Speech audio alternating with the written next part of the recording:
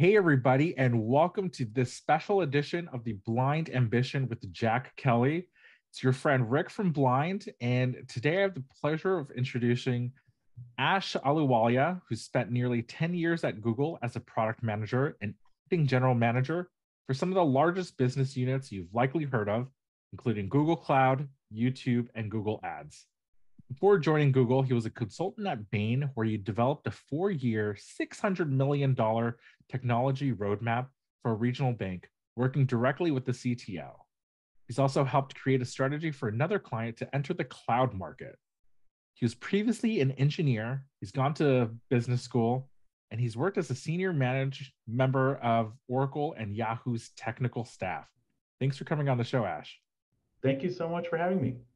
That's a great lead-in, huh? Yeah, you're making me sound pretty awesome there. Rick should follow you around wherever you go and say, "Hey, I want to introduce my friend Ash," and then give your bio. Like everybody, like, "Wow, this guy's great. This guy's awesome."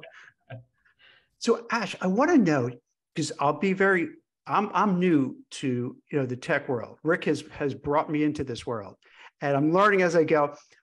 Product manager, I gotta confess, I don't know enough about it. So I thought, I'm open and being honest, like I don't know it. And I imagine there's a lot of people who don't. Now, maybe people on Blind, yes, but then when we post it on Spotify, iTunes, LinkedIn, Twitter, it's a bigger audience too. So keeping in mind, an audience of who may or may not understand it, like what does a product manager do? What does a project manager Google do? How does it all work? Yeah, it's a fair question. I get this question a lot, especially from folks that are looking to transition into product management from other functions inside of Google and outside of Google. And part of the challenge with defining this role is that it varies a lot from company to company, even within an org. And so for the last decade or so that I've been a product manager, I've been thinking about what does it actually mean to do this job? The way I kind of articulate it is that the PM's job, the product manager's job, is impact. That is ultimately what they're accountable for, the impact of the product. And that's partially why it's so difficult to nail down what the role is. Because the path to impact changes based on where you are in the life cycle of the product, what org you're in, what your company's goals are. And so sometimes, especially when you're learning to be a PM, you have to have a certain set of personality traits and some skill sets in your toolbox to actually do the job. But the job itself, the role in various orgs that you work in does change. I'll just give you a couple of examples of what I mean by that. The first role that I had at Google, I was working as a product manager for AdWords.google.com, the website where you buy ads on Google. And you would think, okay, big product org, lots of people, lots of processes, you want to do everything right. So you would think, okay, the PM's job is just to go do the processes, find ideas, launch them, and be productive. But that's not actually the job. So one thing I realized is, a good framing for me was to think about, why does this role exist? What would happen if I was not here? What is often referred to for people that do A/B testing is the counterfactual. What would happen if I'm not here? Well, this Eng team would go about its merry way. They would get some bugs from customers. They would fix things. So they'd learn about stuff and they would be productive. But they would hit some sort of wall, some sort of ceiling to their impact. And as a PM, your job is, I think the job is to figure out what that rock is and to get that team over that rock. So in the case of this role, AdWords.google.com, it actually had nothing to do with the processes. It had to do with convincing two people who kind of were the decision makers on what launches to align with the product strategy for the portion of the product that we owned. And once we could get them to align with the innovations we wanted to launch and the stuff that we wanted to do, we could understand how they make decisions and align or work with them. That was a huge, huge boost to the kinds of work that we did. And we launched a number of seminal products as a result of that. Now that's very different from other roles at Google. In another role, let's say in cloud, the challenge there was that nobody knew what that team was doing, and nobody understood the value of their work. So very different job now. trying to find the stakeholders you need to convince and what you need to convince them of, what milestones of value that you want to prove to actually grow the product, its impact, etc. So I think that's, to me, helped me understand why it is that it's so hard to nail it down precisely of what exactly a PM does and why the job varies. But essentially, that's how I kind of define the role. Is it also, Ash, because some people, let's say they're the engineers, they're not sure what a project manager would do, so they don't know what to ask, what to do. So it's almost like you get to define it yourself because they're not sure. And is it also because, I don't want to say that people are complacent or fool them to say, hey, we have this awesome product. Like, all right, we don't need to do anything. We're done. Right, and right. It just goes by itself, but it doesn't. They need guys like you. Yeah, I actually, a lot of my job is to educate and work with the various functions that compose a product team, most notably engineering, especially at Google. And the way I try to explain the role to them is a Venn diagram. So as a PM, I own the why. Why are we doing this? Like, why is it this the thing that we're choosing to do? As an engineer, you own the how. I'm not going to figure out what algorithm is the best algorithm. That's, what infrastructure choice to use. That's on you. And then together we collaborate on the what. So for instance, if I identify, oh, here's an opportunity for us to go after, then I'll say, okay, this is how I think we could solve it. You could come up with an alternative way to solve it based on the architecture that we have and the technical choices we've made. And then together we collaborate on forming what the what is. So that's typically how I describe the kind of marriage of responsibility. And if it works well, you ultimately get to this mind meld, to use like the Star Trek Vulcan term, where you and especially your principal engineer, the person that you're kind of leading your eng org, you kind of understand each other. They understand the business side of things and what choices you're making, and you understand what technical constraints they're operating under. And it helps you identify which opportunities are actually really viable and which are pipe dreams and just not really practical for engineering. Now, I don't know if you did this on purpose or just happenstance, but you have the business background with Bain as a management consulting person. You had it as an engineer yourself.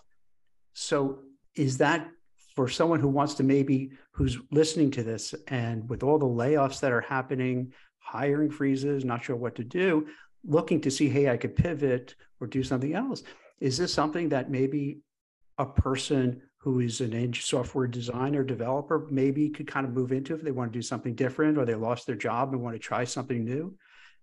How's the barrier to entry? Is it really hard? Yeah, it depends on, so PMs come from all walks of life.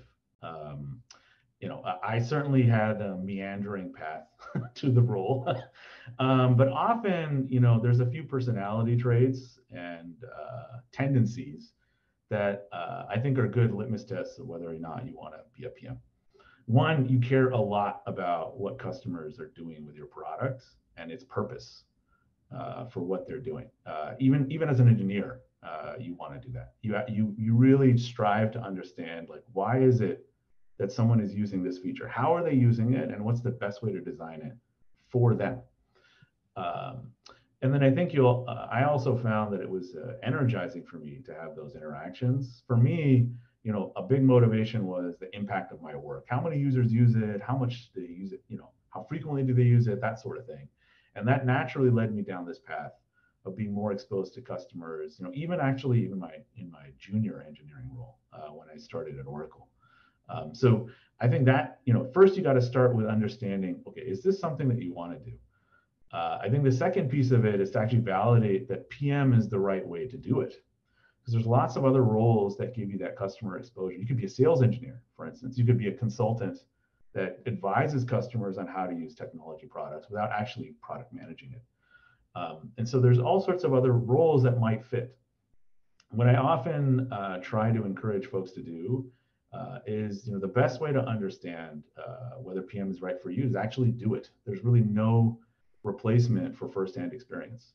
Go find a PM in your org and just sign up to do, in Google terms, a 20% project on the side, just start doing PM work and just see how it feels. What's energizing for you? What do you find interesting about the job, motivating, demotivating? And you'll start to get a sense of whether or not it's the right fit for you. I think a lot of folks think about the goal and how to get to the goal, but don't invest enough time to figure out if that goal is the right goal for them. And I often, in advising sessions I do for aspiring product managers, try to rewind them back to that question.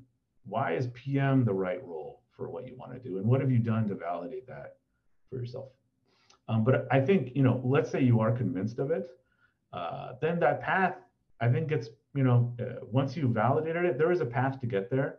I think with layoffs, it is more challenging because there's a supply-demand imbalances. There are a lot of PMs out there looking for jobs right now, many of them with experience. So it does certainly raise the bar in terms of the preparation that you have to do.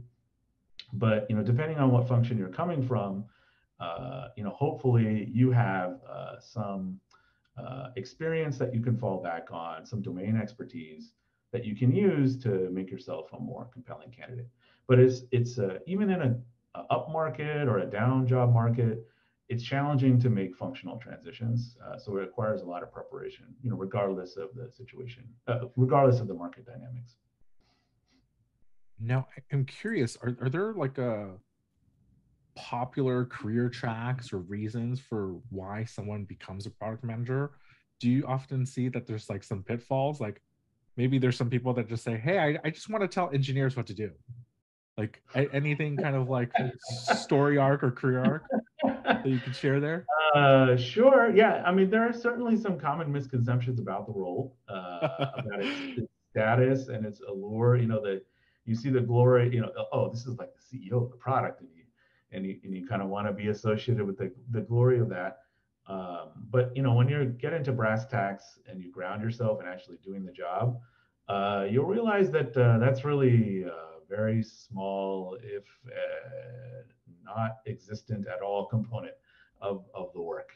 A lot of what you're doing is, influencing people, building like a cohesive product thesis, and trying to make sure that everyone's activities are coordinated around that thesis after you've convinced them of it. And then, as we said before, trying to find what those big rocks are and going after them. And that's just a very different kind of job. I'd say probably, I think there's two sides to it. I think there's an allure that you're a CEO, and then you realize, I suspect, that actually CEOs, this is their work. They're not coming in telling people what to do directly, right? They're building orgs that can function and be self-sufficient, and that they're supporting and unblocking. So it might actually be true that it's a lot like a CEO job, but not the romanticized notion that you may have of what a CEO does. I think that's like really interesting, right? Because, over half of the blind community, they're software engineers. They've all worked with a product manager. And even though there's that close relationship, oftentimes it seems like there's like this like mistrust or misunderstanding between the two kind of functions or roles, right? We see this, it's almost become a meme where someone will ask on Blind, like, do we even need product managers? Can't we just like code ourselves and just like build the features ourselves? Or, oh, isn't it the CEO's job to have like the CEO's job to have this product vision, especially in the early stage? Like, why can't the CEO? Why can't I just work directly with the CEO? Yeah, it's a fair question. I mean, I think there are definitely different ways to do product management. Certainly, depending on the size of the company, especially small companies, the CEO is the head product manager of that company. That's often true for young startups. But ultimately, it starts to become there's enough work for someone in the C-suite to do on growing the company that it does not make sense for them to get into the weeds on feature design and product choices. And then it does make sense to kind of hire your first PM and to grow into that. And I think the best way, one of the best pieces of advice I got when I joined Google actually was that kind of around this very thing. They said, look, a lot of people don't know what PMs do. So they're going to look at what you do and decide that's what PMs do. So if you're going to go in there and you're going to whip up some, Microsoft project thing with timelines and deadlines, and that's what you're going to do, just keep asking people, are you close to the deadline? They're going to think, oh, that's what PMs do. And that doesn't seem like it's touching on all the vision, whys, and other things that you need to figure out as a PM. So I think a lot of the role is to go in there and through your actions and through some of the work that you do, build some of that bridge to engineering. One of the worst things I think I haven't personally experienced, but one of the worst things I've seen other folks and other orgs do is they treat they have like kind of a not a wall, but kind of a baton pass. Oh, here's the product, engineering, go build it. And there's like no back and forth. They're not co-building the product. The product team is specifying and the engineering team builds it. And that's kind of a very transactional way to build a product. You lose a lot of value when you do it. And then I think that also contributes to a lack of understanding about what the PM role is. One of the things I challenge my PMs to do when I'm trying to onboard them or grow them is to say, look, you need to understand everyone that you're working with, you need to understand what they do. Engineering, of course, but marketing, all the other folks. You can't just give them something and have them build. You need to understand it. That is, you need to understand it at the input and output level. I want you to, for instance, I want you to build a product that helps my users implement best practices. Okay, great. You write that thing. No, you got to get deeper. What are those best practices? How are they specified? How do we define success in this thing, in this component that you're building? What is the additional information your component's going to need? How are best practices going to be codified? Oh, it's going to be this. It's specified by these 3 settings. If they choose 2 of the settings, but not 3 of them, is that a best practice? Yes or no? How are we going to react to that? You need to think through what this is going to do. And once you understand that, you're going to start to understand the trade-offs, some of the issues with how you specified it, whether it's reasonable or not. And this will ultimately inspire the what conversations that build trust and understanding about the mutual value of both roles. But I often, especially in organizations that are time-starved or don't have processes that support it, you get this baton pass, like, oh, here's the product, and you kind of walk away, which ultimately I think does a disservice to both sides of that conversation. From the outside perspective, distilling down what you're talking about, it feels that, let's say if I was if I was doing this role, I'd want to be an evangelist for the product. So I would come in there and I probably wouldn't take the role unless I was really passionate about it. Feel, oh my gosh, this is great. This is fantastic. I love what they're doing. And then when you come in having that attitude, then your intellectual curiosity sounds like you will go to the software engineers and say, hey, why'd you do this? Why'd you do that? How about this? Maybe we could put this on. Go to the marketing people and say, wait, you know what? Maybe, my suggestion, hey, maybe we can market it this way. To the salespeople, well, how are you pitching it? Do you know this? I think this is a great feature to pitch to consumers.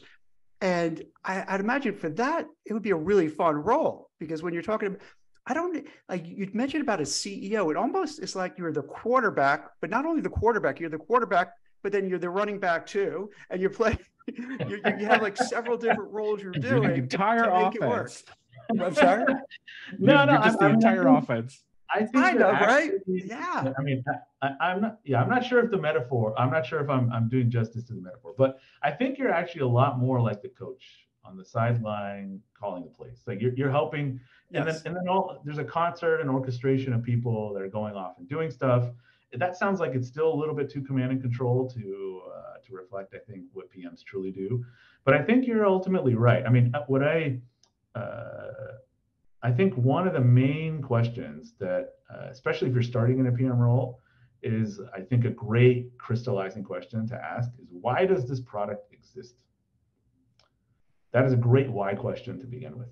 And what will ultimately come out of that is a clarification of what's really, really matters about this product. Who's really the customer for this product? What is really the purpose for using it? And from that, we'll hopefully grow a strategy and a vision for where the product should go. And then ultimately, then it starts to become more of a logical conclusion than an independent set of decisions when you're thinking about what should marketing do, engineering do, et cetera, et cetera. It just all follows from this central nugget, this kind of deeper thinking that you've done about the core why for the product. So when PMs are writing PRDs and I'm coaching them on that, that is the first thing that I ask them to do. Your first draft needs to be talking about why does this feature or product need to exist? What's the core reason it exists? And once we see that, then how you design it, how it works, the phases, et cetera, et cetera, et cetera, need to all fall off of that. For instance, if you say the core purpose is X, but then you decide I'm going to get to X in phase 3 quarters from now, then I'm going to say, well, you haven't tested whether X is good or not. So you need to find an MVP for X in phase 1 and validate that X is truly the purpose and the why for this product. I think that question is pretty centralizing. And as you said, Jack, I think once you have that kind of deeper insight, then all of the other things start to follow. One of the big challenges I think with PM is that there are too many options. When you're told like you need to drive the impact of this product, there's too many things that you can do. You could go, as you said, evangelize. You could go focus internally to make the Eng team more productive. You can decide I'm going to take a flyer on some new technology and totally pivot what we're doing. Or I'm going to go do some partnership and work with business development. There's too many options. So ultimately, I think having this why helps you bring a lot of focus and cohesion to what you're doing. And it helps you drive impact. Because ultimately, if you decide, the justification for what marketing does is different than the justification for what engineering does, the result will be kind of a helter-skelter outcome. And you won't have the magnifying impact that you would have if everyone was cohesively kind of pointed in the same direction. At least this is what I found in my personal experience. Well, that makes a lot of sense because, at the tech companies that I've worked at, I feel like the best product managers that I've worked with, they've been able to have this very clear vision and North Star, right? And they've been able to say, hey, this is how we're going to prioritize. Like, I love all these great ideas. I'm going to keep them in our back pocket. And I just need to get you on board to realize like, hey, we're building onto something.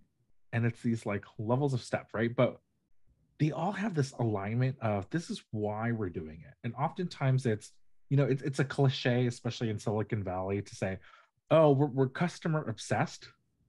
But like, I don't think they really understand, like when you're obsessed with someone or something, like you wake up and it's like all that you can think about, right? And it like almost consumes you. And I found that the best product managers, I've worked with some great ones at Credit Karma that did an exercise and said, okay, well, what does it feel like to be unbanked? And we're going to take a day and we're going to go to a check cashing place. And it's like, oh crap, I need a driver's license. So you have to go to the DMV. What does it take to get a license? And you don't have the insurance bill or you don't have the bank statement because you're in this circle. And they develop this like empathy firsthand, right? Just actually going through the steps to realize like what it's like. And I feel like, oh wow, like those PMs, they get it. That is kind of like customer obsessed, right? Because it's like I have that empathy, I've developed that empathy. I now know the why and what our like goal that we're trying to build. Yeah, I think that makes a lot of sense. I mean, especially if you have for instance, in my last role at Google, we had an initial tranche of funding, and we're all trying to ramp up on like, okay, what are we going to do in this space? It's a big learning journey that we went through, and building this understanding of who is the customer and empathizing with their role and their challenges, was a big part of that. The other thing I'll also say is that sometimes people, I'll just say it for myself. When I was a younger PM, and a younger engineer, I always thought of visions as like being, a great vision statement is one that you can never reach, of course, but I always thought of them as being like, okay, that's the vision, and that's what we're going to do, and we're just going to keep doing it. And you almost had to have a little blind faith that it was the right thing to do.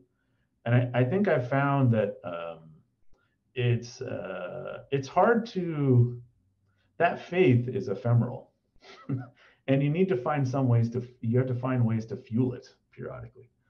And as I've grown as a PM and been working in the tech space, I found that you need to build these little milestones that help you validate. You get that first customer and you get their feedback and you say, look, the reason I use this is X.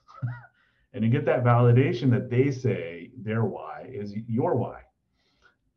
And then all of the underpinnings that drive your vision being the right vision are starting to get checked off. And you start building towards some milestones about the big questions that your vision has to answer. And I think this kind of rewarding that faith or replenishing it, I think is especially important for projects that are atypical, like innovation projects or projects that are young, where there's a lot of doubt potentially about whether this is going to work or not, where it's going to go. And for whatever reason, I've been on a lot of projects like that. But I think they even matter for big established organizations.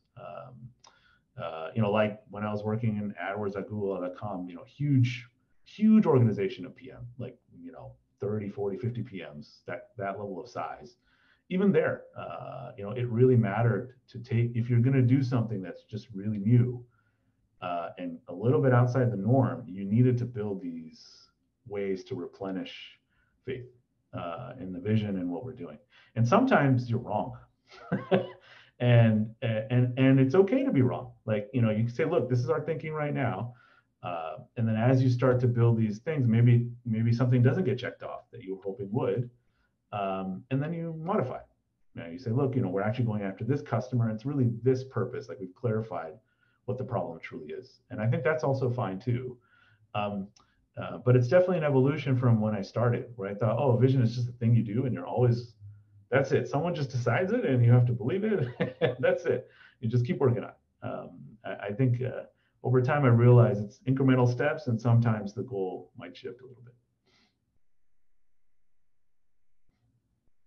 I'd imagine that what happens is that you get the feedback sometimes from the customer and they're not so interested. And then you have to iterate, right? And say, okay, maybe we have to change gears. So does that happen? Because here you talk about it, Ash, and I don't know if this is because Google's such a large organization with a war chest of money to do things, or this is everything. It almost feels, and tell me maybe I'm misunderstanding it, or here you are.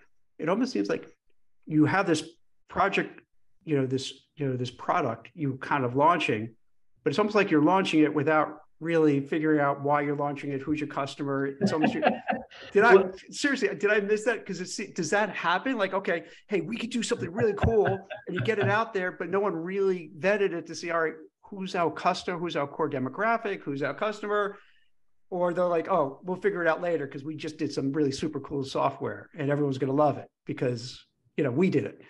Yeah, there's it's a fair question. Certainly it would not be a good practice to build it and then just hope that people will use it.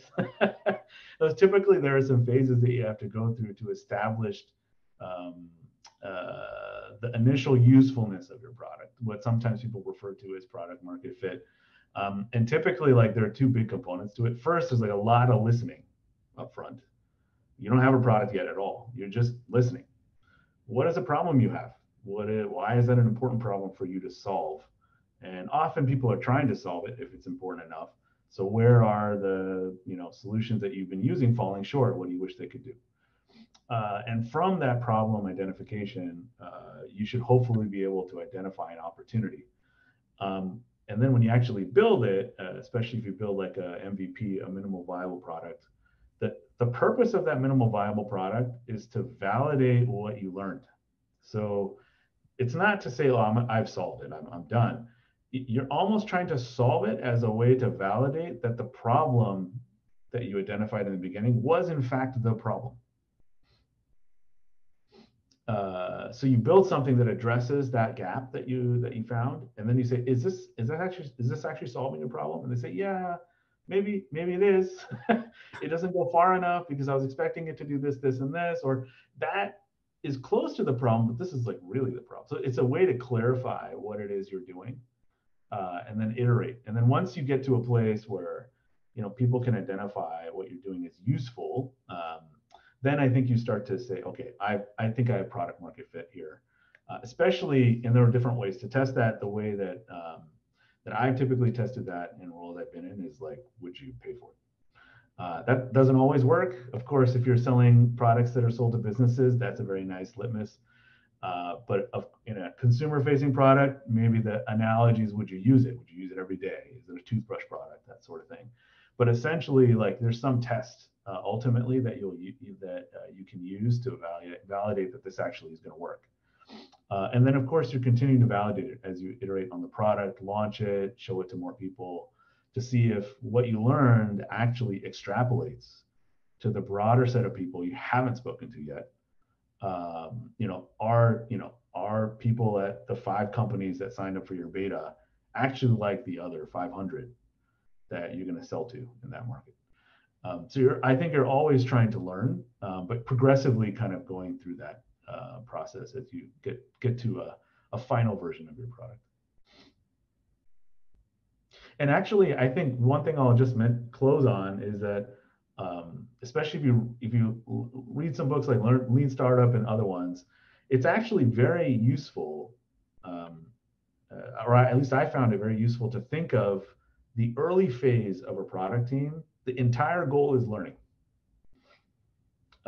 And that's actually a pretty tricky thing to get your head around, especially for engineering, because most engineering want to build a system that is designed well, can scale, to 1000x, and has no bugs, fully validated, and all that stuff. And so one of the phrases that we used in our team was like, are we learning? Are we building for learning, or are we building for launching? Because if we're building for learning, let's just slap something together, figure out if it works, and if it does, then we'll come back and design this thing, quote unquote, for real. And that helped us, I think, kind of iterate much more quickly and focus in on what really is the shape of the product that we should make, and where is it that customers are really pulling on it and desiring it. So it is definitely a different type of product organization, very different from larger orgs and larger companies, of course. But I think it's the right thing to do early on. It's the most important question to figure out, what, is this really the right product to build? And once you do, there's a lot of follow-on stuff that is, let's say, more incremental type of work.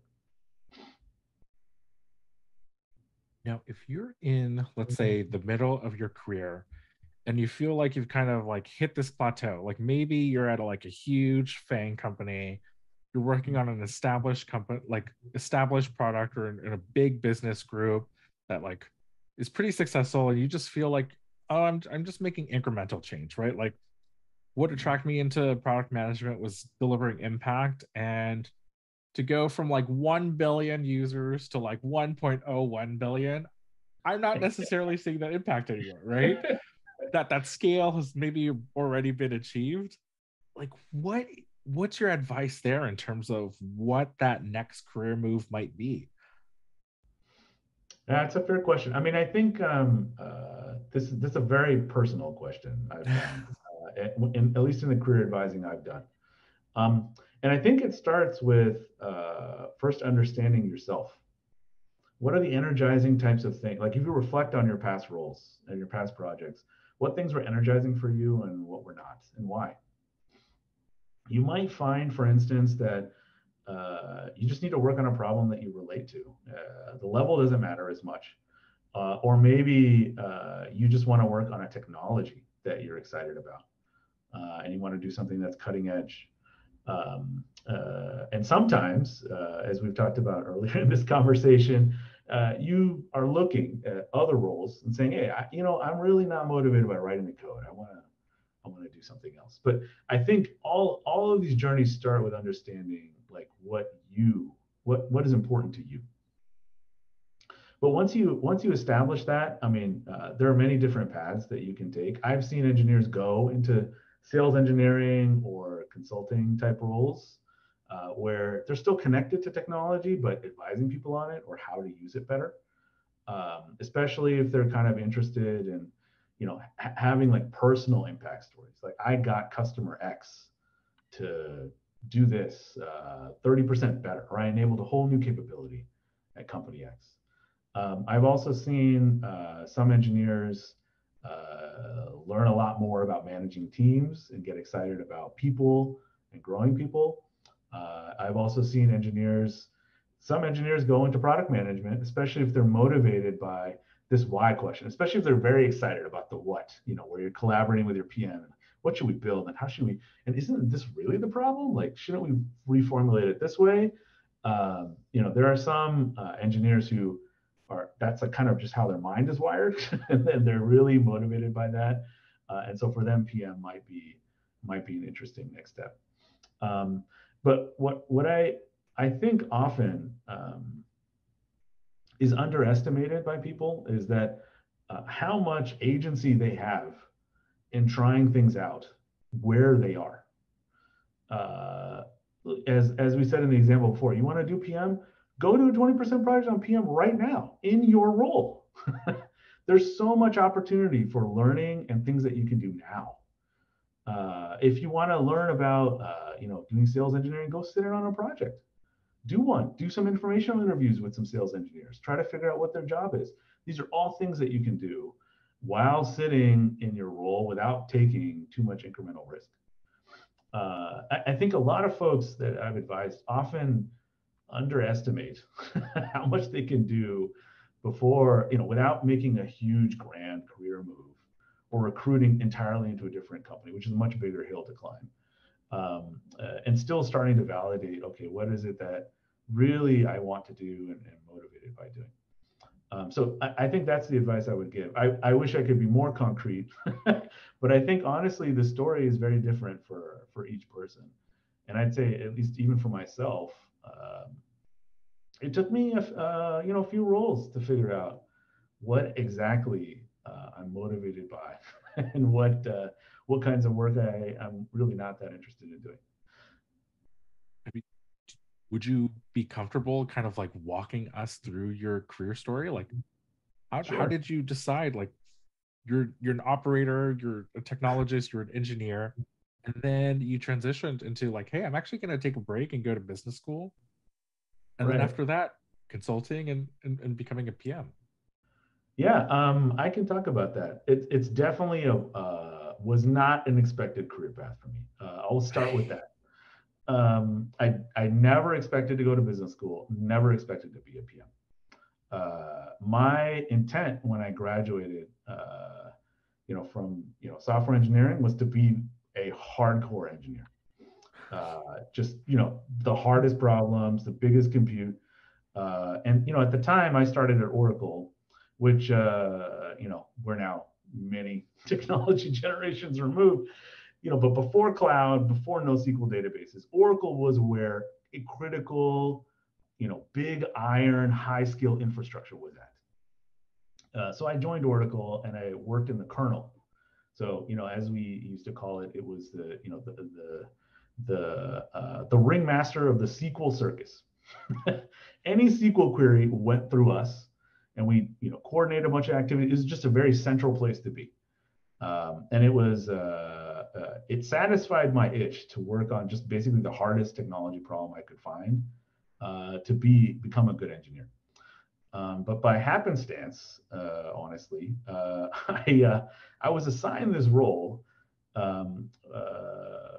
which was it was like a 24/7 support role. So I had still my main role, I'm coding and stuff, but I also worked on this 24/7 support role. Basically, what would happen is that a really big marquee Oracle customer would have a gold level support contract, which meant if their database went down, there are engineers from Oracle working on that problem 24/7 until it is fixed.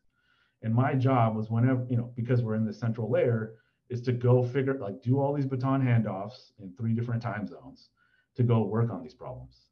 There are lots of fun war stories from that. But I think the main learning I had is, instead of looking at technology academically, I realized like what really makes a product is it has a purpose and it has people. They're humans using this thing. And as an engineer, it sounds silly now in retrospect to think that, but I was so into the technology, I'd completely forgotten that. It was really eye-opening experience to see what was happening in the field. I mean, there would be bugs where, like the customer's losing $1 million an hour. So clock is ticking, and me and my humble salary, that dwarfs my salary by a large margin. How do you get this person to stay with the product? How do you get them to realize this was an honest mistake, or this is a mistake we should take full blame for? And how do you make them whole? Sometimes you have to explain to customers how, if I fix this for you, I'm going to break the product for many, many other customers. I recognize your problem, but I can't fix it. And so these were just eye-opening things for me. And then I kind of realized that, I need to be in a space where I can interact with customers more. This is a very atypical role within the company. Most of the time, you're several layers of management, and VPs talk to customers, not, junior engineers. And so I took this role at Yahoo, basically where you built an internal platform, and all your customers were internal, so you could go talk to them. It was like a big base of like maybe 80 to 100 internal customers. So did a lot of interesting stuff there, built the world's 3rd largest search engine at the time, and brand new infrastructure, which I think now is the standard for most search engines and crawlers today. But one of the big learnings I had there is I started thinking of new ideas, things that Yahoo should be doing. And I started pitching them, and then I failed. And actually, one of the things that really bothered me, I guess, is I made a pitch for an idea, and Google was the principal competitor of Yahoo at the time. It ended up launching that idea months later after I pitched it and failed. So I went through the sequence where I pitched this great idea. It got rejected because the question was like, what's the business around this? What's the business value? I don't know how to answer that question because I'm an engineer. It got dropped, and then Google launched it. And that was just eye-opening for me that like products will not, so great. I went from, tech to a product. Like, what's the difference? It's people and purpose. But now for a product to actually get built, it needs to make business sense. And I recognize this is a big blind spot in my thinking. I would say, honestly, it's probably the most whimsical decision I've made. I'm very deliberate, but I just decided in the course of a month to apply to business school, take GMATs, get recommendations, and just like do the whole thing. I somehow, some way got into a business school at Cal. While I was there, I was trying to just become very good at business problems. And that's actually what ultimately ended up drawing me to consulting. Because consulting is just a very interesting natural filter for this thing. Most consulting firms, I ended up working at Bain, but many consulting firms are similar. What typically happens is, the customer pays a lot of money to hire a consulting firm, more than it would cost to hire those people and have them work on the problem, usually multiples more. And so typically what that means is that the problems they come to a consulting firm with are important. They're important enough they've probably already tried to solve them and it hasn't worked. They realize if we don't solve this, it needs to be solved now. I cannot postpone it. And so those become very natural filters for hard business problems. And what's even more challenging, of course, is like as a consultant, you typically are not deep in any industry, but you now need to teach something new to a 20, 30-year veteran in a domain and to help them make this decision. So it was an awesome filter, I think, for understanding how to solve business issues. And I worked there on a variety of industries, all over the place: tech, oil and gas, I did a project on women's leggings for a little while. I knew about stretchy jeans, all sorts of interesting industries. Just really, really fascinating.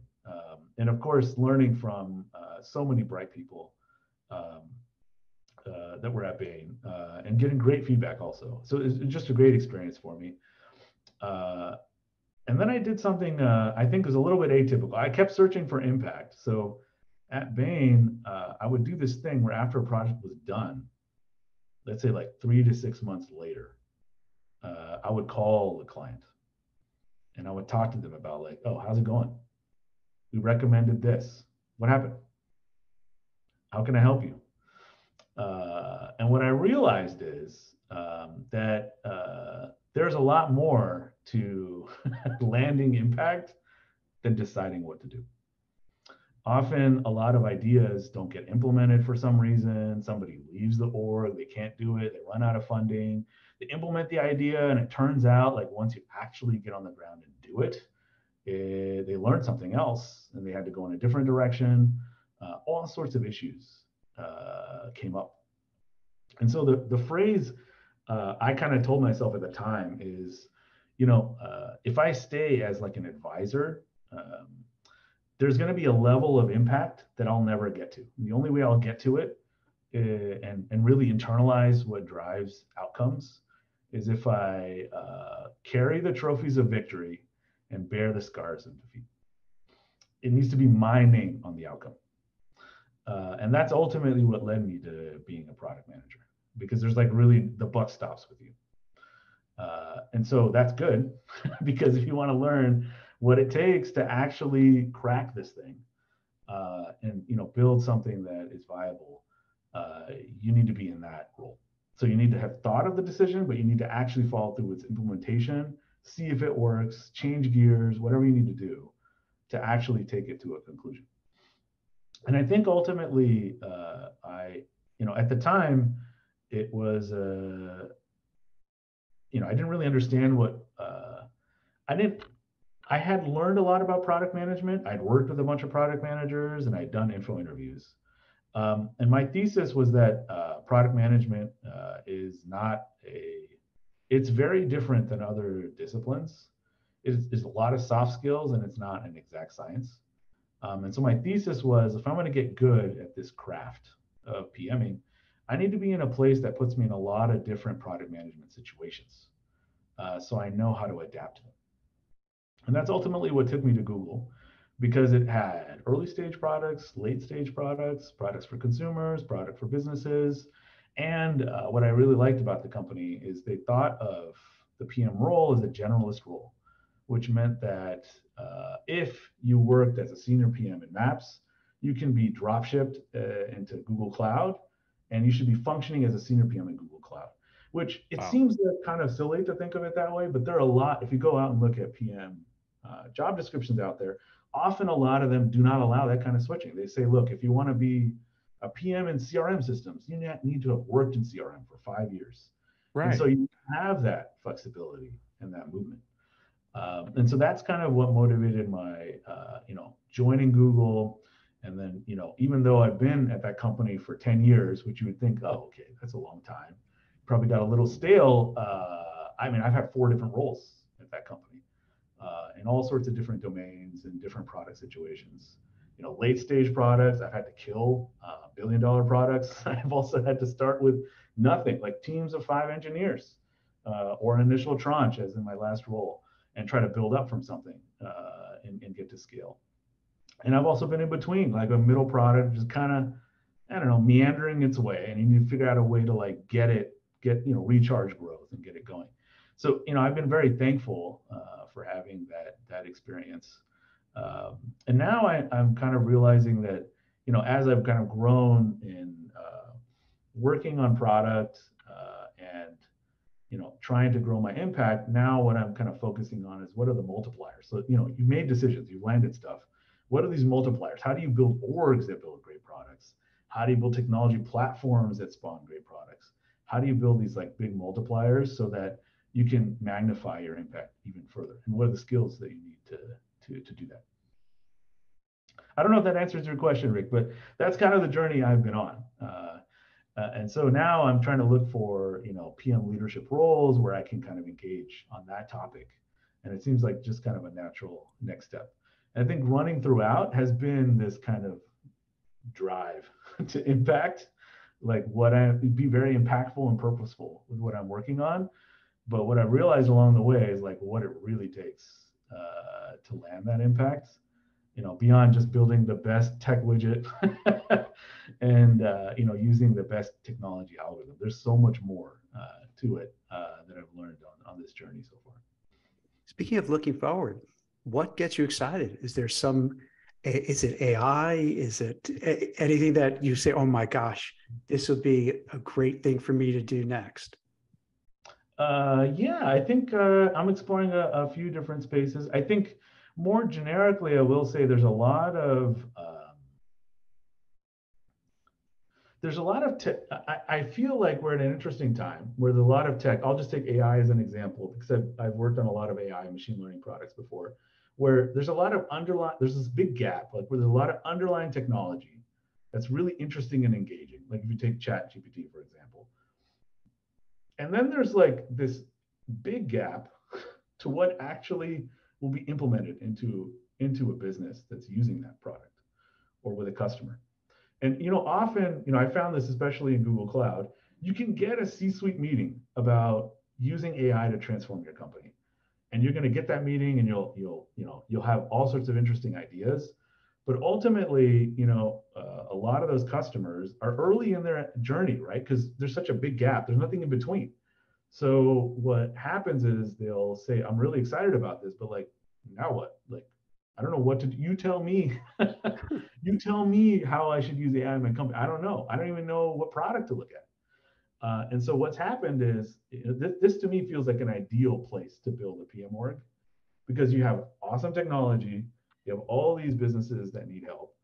So what is the bridge to that? What is that? And I think product will be that bridge.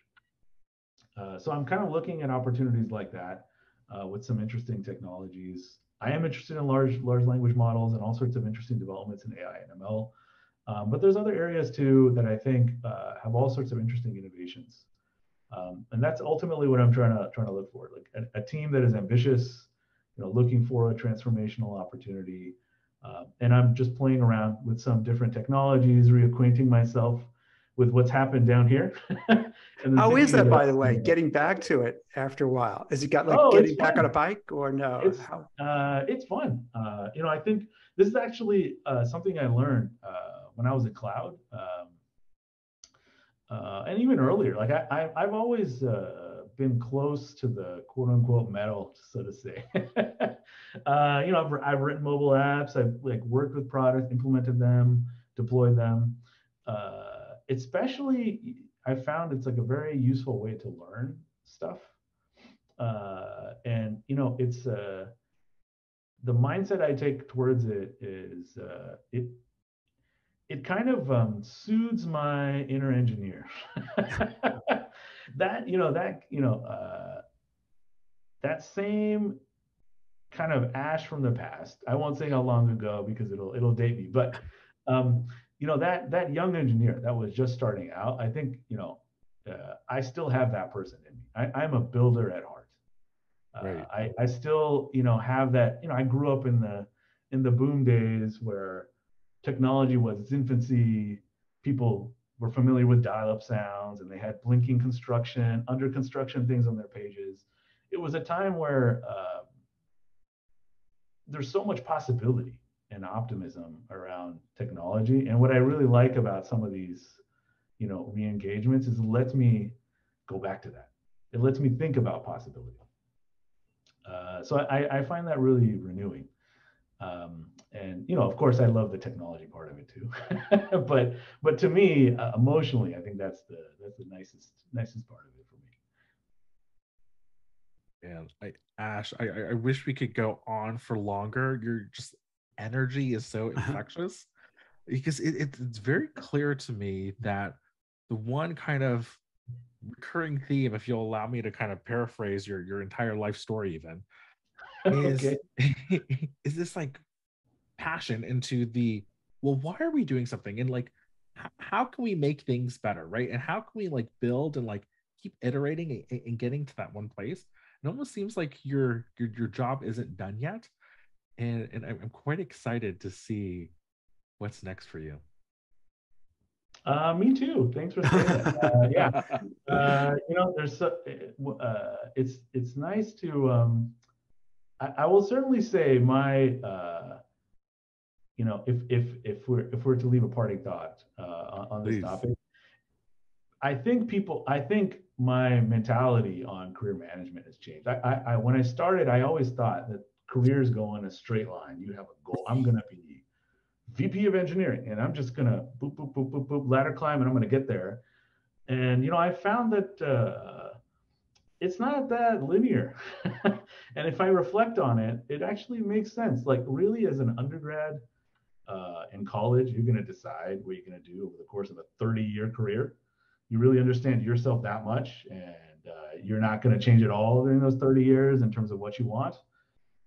Completely unreasonable, right? In retrospect. And so I've come to realize that, look, you have to sometimes you have to let the path reveal itself.